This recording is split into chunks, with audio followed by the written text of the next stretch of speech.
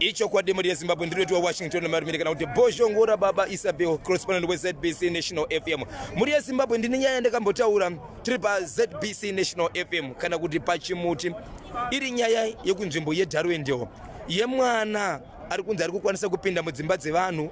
Mwana aikwanisa kumukira mai vake achivadzipa kwakaroorwa mai vake achidzipa kana kuti mwana ari kuti arigara nambuya achibika sadza achienda kunopa nyoka muwardrobe achinzi ngape chimudhara sadza change chiri muwardrobe achiti akaudzwa kuti iye ndi baba vepano mwana uyu akatiza kuna mbuya akaenda kuna mai vake chikonzero mai vake vakaroorwa nemumwe murume akazotanga zvakare kumukira vana vababa vakaroora mai vake akazobatwa zvakare ari pa next door pane umwe musha achimukira vanhu ivavo. Ndakataura namai vacho live pa Facebook makavaona. Nhasi uno muri yeZimbabwe mwana uyu akazouya ndokubva azoenda ku Victorious Ministry kwa Prophet Jose.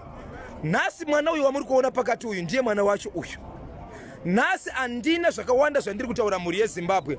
Toda kuti tizotaura naye amai vake ava uyu ndiye mwana wacho uyu aipupura kuti mai vangu ndine zvandakaita navo kune mumwe munhu akafa akaita sei ava ndipase kuchechi ikoko but mangwana ndinovimbisa muri yeZimbabwe kuti nenguva dza 10 o'clock kuseni tichange tichitaura naye mwana uyu achitaura zvakaitika zvese kubva kumashure nokuti kune zvimwe zvinhu zvakatooma zviri kuitika.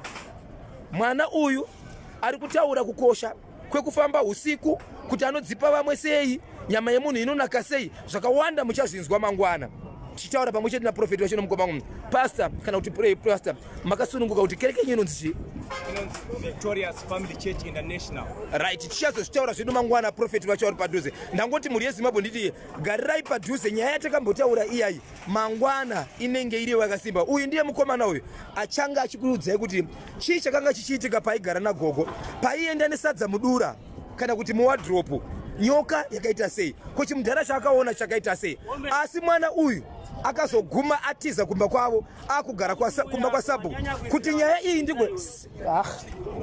nyaya iyi ndigozoiziva ndiri kapi ndakatodanwa naSabu ari kuDarwendewo kuti ndine mwana wandiri kugara naye ndo pakazotangira nyaya ava ndo amai vachona ava saka zvakawanda muri yeZimbabwe nenguva dza 10 wakuseni tichange tiri pamwe chete tatenda